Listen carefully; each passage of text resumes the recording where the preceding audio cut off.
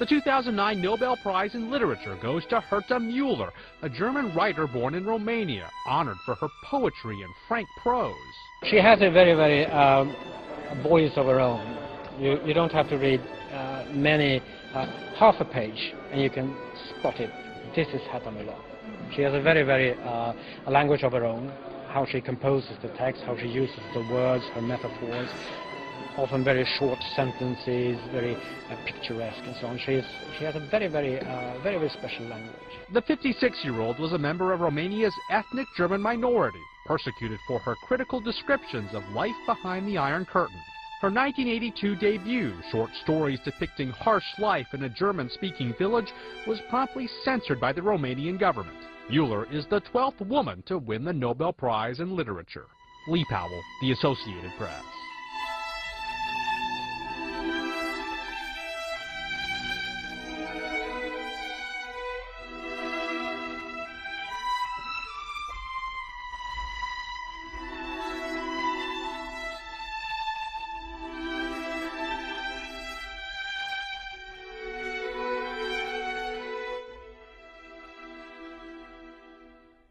De dragoste.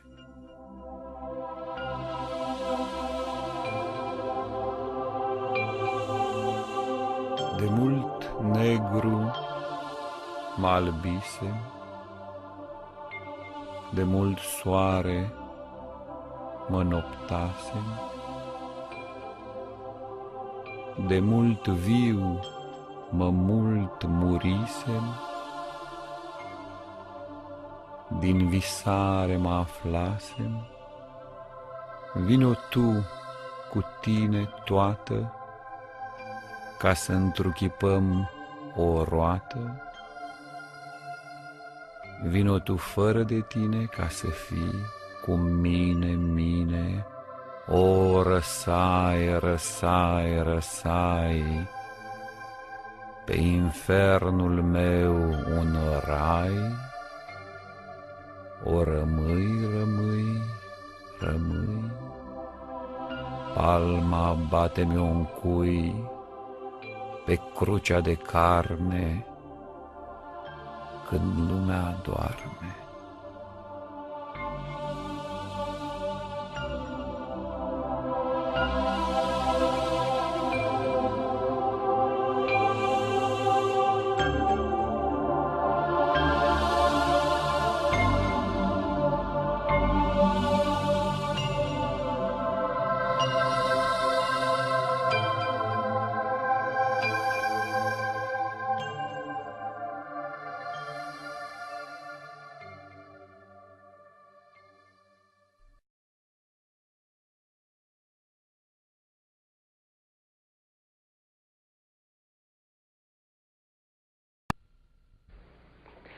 Eugène Ionesco, avant de parler de votre théâtre, bien sûr, nous allons en parler, on aimerait, je pense, connaître un petit peu l'homme, enfin ce que vous êtes. Et vous savez que l'homme, il paraît qu'il est tout entier dans l'enfance.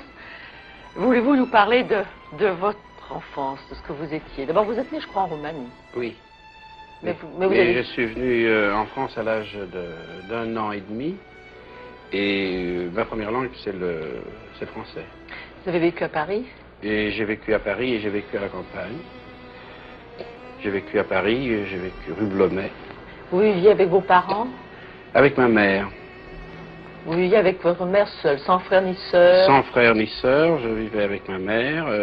Mon père était reparti pour la Roumanie, c'était en 1918. J'avais 6 ans. Donc à la fin de la guerre? À la fin de la guerre, où il y avait encore... la guerre, il y avait la grosse Bertha, et il y avait des avions aussi qui survolaient la ville et qui nous faisaient très peur. Vous aviez peur? Et oui, j'avais terriblement peur. Ce sont des peurs enfantines qui ne sont pas des cauchemars. Mais, des peurs réelles.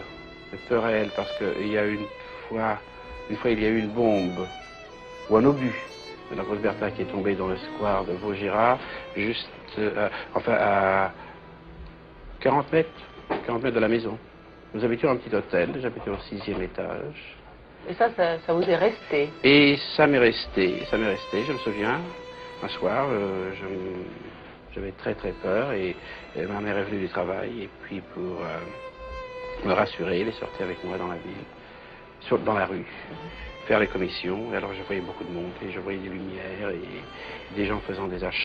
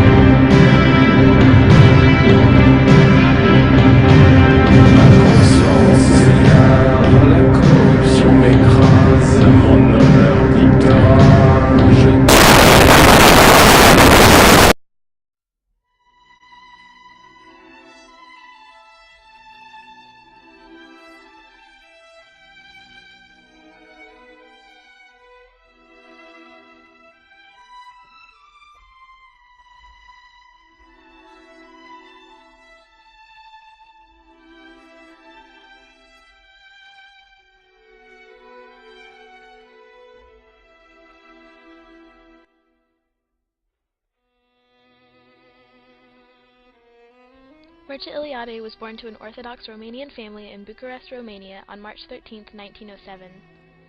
Eliade's adolescence was marked with an interest in the natural world, and he turned to study natural science and chemistry after completing his primary education, though he was known to have flunked several subjects before entering the University of Bucharest in 1925 to study philosophy. Throughout his early studies, Eliade learned Italian, English, Persian, and Hebrew. At the age of 20, he traveled to Italy to collaborate with Italian scholars. He was also awarded a sponsorship and scholarship to study in Calcutta in 1928. There, he learned Sanskrit, Pali, and Bengali while developing an avid interest in Indian philosophy. He received his PhD in 1933 with a thesis in yoga practices, which was translated into French 3 years later and attained noteworthy influence in academia. In the 1930s, Eliade published writings which alluded to his right-wing allegiance to the Iron Guard, a revolutionary group which eventually led to his arrest and 3-week internment. He went on to serve as a Romanian diplomat. After his wife's death in Portugal, the rise of the Romanian communist regime convinced Eliade to move to France, where he wrote several novels and published in French magazines. He later moved to the United States, lecturing at the prestigious University of Chicago's Divinity School, and eventually became the chair of the History of Religions program. His work in redefining the program to reflect the study of religion as a sui generis, or unique, phenomenon is now seen by many as his greatest accomplishment, and his methods of researching cross-culturally has taken on a tradition of its own through many other scholars influenced by his work. Eliade's remarkable amount of editing and publishing towards the end of his life made him especially famous, as he is known for serving as the main editor of the Encyclopedia of Religion, the field's prominent reference work. Though his contributions to the study of religion are largely marked by his tremendous amount of research and writing, Eliade's career can be seen as part of several long-standing debates in the field. One characterized by the contestation over the irreducible nature of religion, since some scholars now see it as otherwise. Another characterized by the controversy over personal politics and the impacts they may have on one's scholarship. Eliade died in April 1986 after he had suffered a stroke 8 days before. The funeral ceremony was held at the University of Chicago's Rockefeller Chapel, where it was attended by 1,200 people. His work in comparative religions continues through many scholars who study in his tradition today.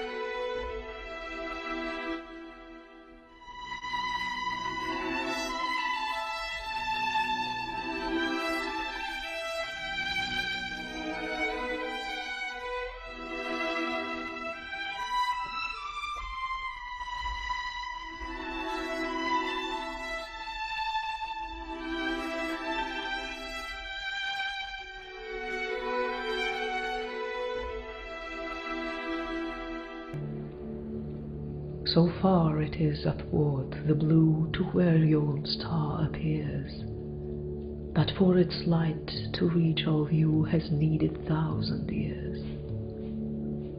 Maybe that ages gone it shed its glow, and languished in the skies. Yet only now its rays have sped their journey to our eyes. The icon of the star that died slowly the vault ascended. Time was ere it could first be spied. We see now what is ended. So is it when our loves aspire to hid beneath night's ball the gleam of its extinguished fire.